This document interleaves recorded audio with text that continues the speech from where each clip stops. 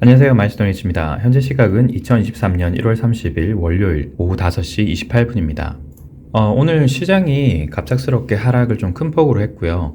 시장이 무엇인가 우리에게 얘기하려고 하는 것이 아닌가, 즉 시장이 좀 움직이려고 하는 상황이 아닌가라고 생각은 좀 들었어요. 일단 지난주까지 지속적으로 시장이 거의 끝자락에 와 가는 것 같다. 그래서 좀 준비해보자. 1, 2월 달에 변곡이 될 수 있는 시점이니까 상황을 좀 지켜보시자라고 말씀드렸는데요.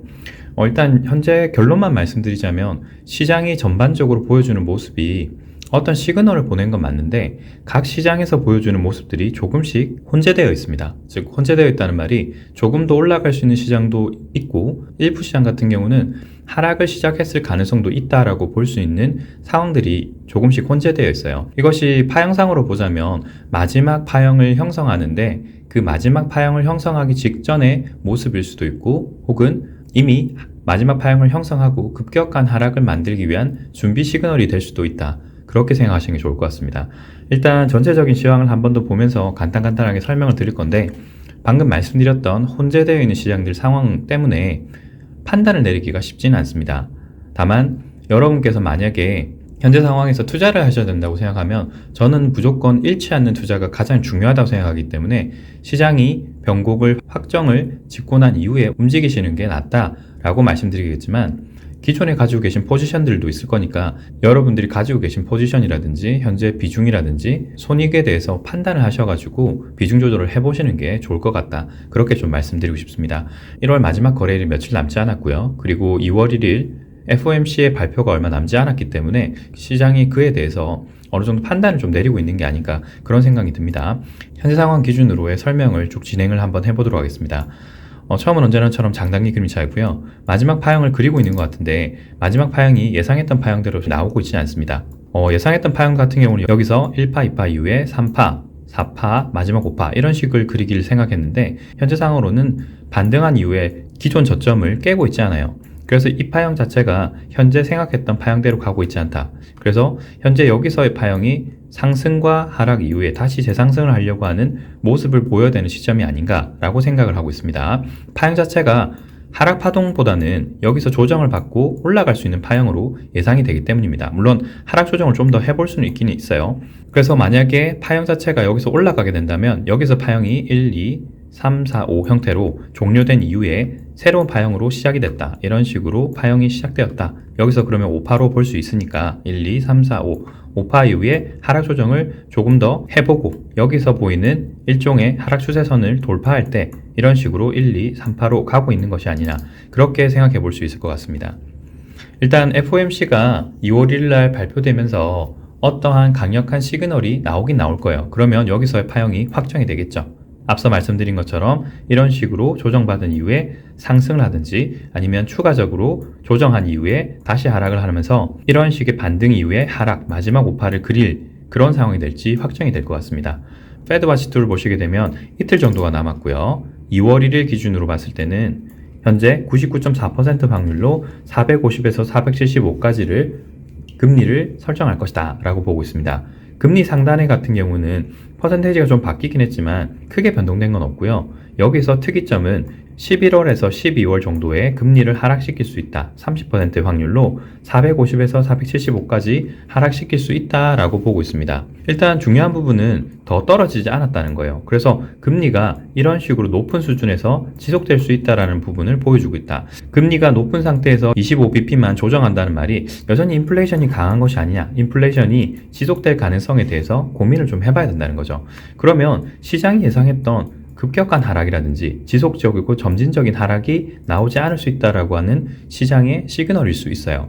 그리고 그것이 FOMC에서 파월이 그런 식의 언급을 해볼 수 있고 향후에도 이 높은 수준이 지속될 수 있다. 하락이 올해 연말까지는 크게 되지 않을 수 있다라고 얘기를 한다면 시장은 또다시 충격을 받으면서 하락의 시그널, 기존의 반등을 꺾어버릴 수 있는 시그널이 나오게 됩니다. 그러면 지금까지 말씀드렸던 1, 2월 중에 변곡이 될 수 있다고 하는 시그널이 나올 수 있겠죠. 그리고 FOMC는 앞서 보신 것처럼 이제 이틀이 남은 상태입니다. 한국 시장 같은 경우는 오늘 카카오톡상에서 말씀드릴 때 322.64라는 수치에 대해서 말씀을 드렸는데요. 이 수치가 나오게 된 근거도 한번 설명을 좀 드려보겠습니다. 일단 전체적으로 보고 있는 하락 시그널 자체가 1파, 2파 이후에 3파, 여기가 4파로 보고 있죠. 4파로 보고 있고 4파 형태가 크게 보면 N자 형태이면서 조정 형태가 3, 3, 5 형태로 보고 있었습니다. 이걸 1시간 봉 기준으로 봤을 때는 이렇게 3파, 3파, 마지막 5파다 라고 보고 있었고, 여기서 보이는 5파를 파형을 해석해 보자면 1파, 2파 이후에 3파, 4파, 그리고 마지막 여기가 5파라고 생각했습니다. 그리고 5파로 해석이 되기 위해서는 1파, 2파 이후에 3, 4, 5 이런 식으로 진행되고 있지 않을까라고 생각했는데요. 322.64를 말씀드린 이유는 여기가 1파, 2파, 3파, 4파, 5파로 봤을 때 이 마지막 5파가 종료되지 않았을 가능성에 대해서 말씀을 드렸던 거예요. 여기서의 5파가 1파, 2파 이후에 3파, 4파, 5파로 이렇게 갈 수가 있었기 때문에 1파의 고점이라고 생각되는 322.64라고 하는 이 지점을 뚫고 내려오는지가 중요했던 겁니다. 그렇게 되면 1파, 2파 이후에 3파, 4파를 여기서 4파 형태가 이런 식으로 조정이 될 수 있었기 때문이죠. 때문에 여기서 보이는 1파의 고점이라고 생각되는 322.64라고 하는 것을 깨고 내려가느냐에 따라서 현재 이 파형이 5파로 완전히 종료되었는지 여부를 확정할 수 있었어요. 만약에 현재 파형이 여기서 종료가 되었다면 1파, 2파 이후에 고점으로 보이는 구간 여기까지가 3파로 예상이 될 수 있습니다. 그래서 1, 2, 3, 4, 5 마지막까지 5파 여기까지 그린 이후에 하락 파동이 시작되었다고 볼 수 있어요. 그래서 현재 파형을 보자면 이 부분이 1, 2, 3, 4, 5로 다시 올라갈 수 있는 여지가 남아있다라고 해석해 볼 수 있습니다. 그런데 제가 카카오톡 상에서 말씀드릴 때는 여기서 322.64를 하회한다면 여기서부터는 반등을 3파한 이후에 다시 하락할 수 있겠다. 그렇게 되면 이것이 진정한 하락 파동이 시작되었다라고 할 수 있다라고 말씀드렸어요. 일단 여기서 나오는 파형을 한번 해석을 해보게 되면요. 분봉이 짧은 순으로 갈수록 파형이 완전하게 해석되지 않습니다. 왜냐하면 겹치는 구간들이 조금씩 생기기 때문이죠. 1시간 봉으로 봤을 때는 여기서 여기까지 내려온 파형이 하나의 라인을 하나 형성을 했습니다. 올라가고 내려가는 형태에 따라서 하나의 파형을 해석해 볼 수 있기 때문에 즉 1, 2, 3, 4 정도로 조정을 받고 여기에 마지막 파형 자체가 이런 식으로 또 하나의 라인을 그렸기 때문에 이 부분이 완전한 파형으로 해석이 될 수 있다고 가정해 볼 수 있어요. 그래서 하나, 둘, 셋, 넷, 다섯 해서 5파가 거의 완료되었다라고 볼 수 있습니다. 그리고 조금 더 하락이 우세하다고 볼 수 있는 것은 아래쪽에 만들었던 갭들이 많아요. 여기도 있고 여기도 있고 아래쪽에 보이는 갭들이 많기 때문에 이런 식으로 반등을 해보다가 다시 크게 떨어지면서 1, 2, 3, 4, 5 이렇게 해서 큰 하락 파동을 만들고 반등을 일부 한 이후에 크게 다시 하락하는 그렇게 해서 큰 하락 파동을 만들어 볼 수 있는 형태까지 왔다라고 생각합니다. 다음으로 보실 것은 나스닥인데요. 나스닥도 보고 있는 전체적인 시황이 한국 시장과 크게 다르지 않았죠.